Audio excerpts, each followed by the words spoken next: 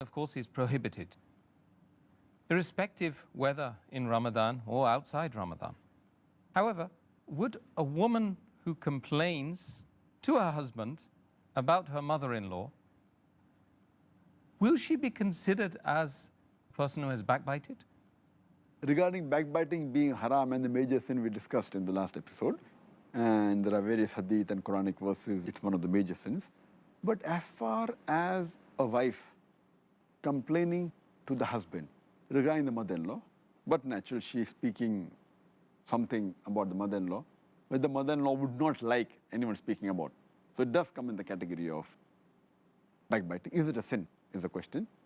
Such incidences where a person complains to someone and thinks and feels that once the complaint is given to the person, maybe there is a correction in action, like a wife complaining to the husband about the mother-in-law, or the wife complaining to the husband about a son, that he is doing so and so things which are wrong. So the husband will correct, being a father of the child. Or maybe one of the two brothers is going and complaining to the father that my brother did so and so thing which is wrong. It's speaking ill about him behind. But that is so that the father can correct the brother. So these things have been permitted. Because the main reason while doing this thing should not be to mock at someone or should not be to belittle anyone, but the main purpose should be that the person who the person is complaining about, there should be correction in act. And if you read the commentary of Imam an-Nawawi, as far as the hadith of Sahih Muslim, which we discussed in the last episode, hadith number 6265, in which the Prophet, peace be upon him, he said that, do you know what is backbiting? And the Sahaba said that the messenger knows the best. So the Prophet said that if someone speaks about another person behind the back which he would not like, that's called as backbiting. And the Sahaba asked, what if I'm speaking about the person is true? The Prophet said, then it will be called as backbiting. If it's false, it will be called as slandering. So based on this, the commentary of this hadith, according to Imam an-Nawawi, he said that backbiting, ghibat, in 6 conditions it's permitted. Number 1, he says that if something is told to a ruler of the land or to a judge, complaining against the act of another human being who has done wrong to the person. Maybe he's stolen some wealth from you, taken your property away, or done injustice to you. So if you go and complain to a ruler or to a judge against another human being, another Muslim, this is permitted because you want the wrong to be undone. So in such cases, ghibat is permitted. Category number 2, that if you complain to someone who you feel that person has an influence on the person who has done an evil act or a sin, and you feel that he will stop doing that evil act, you're permitted.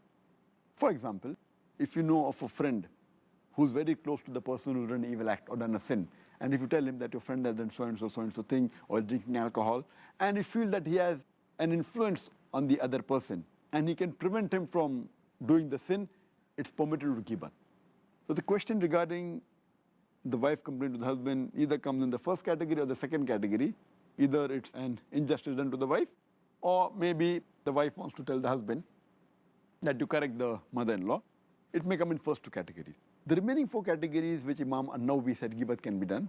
The third is that if you're approaching a mufti or a religious person for some religious advice, so you may say that my father has done so and so act, or my wife has done so and so act, and describe the act, and asking what should I do. Even in this case, if you avoid naming the father or the mother, or say in the third person, that my friend's father is doing so and so, it is preferable. But in such cases, while taking religious advice or a fatwa for a particular act, it's permissible.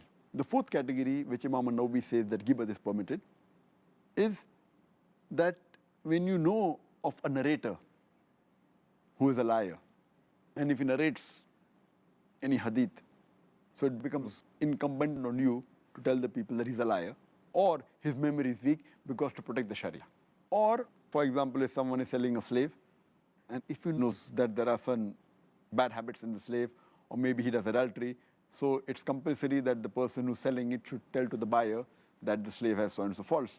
Or if a person asks you that he wants to marry another person and asks you how is the person, so that becomes obligatory on you to tell the wrong points or the points which are not correct in that human being. Your intention here is not to belittle that human being. Your intention here is not to degrade the person, but your intention is to give the right information, whether for marriage or for business. So in these cases, this is the fourth category where Imam an-Nawawi says that is permitted.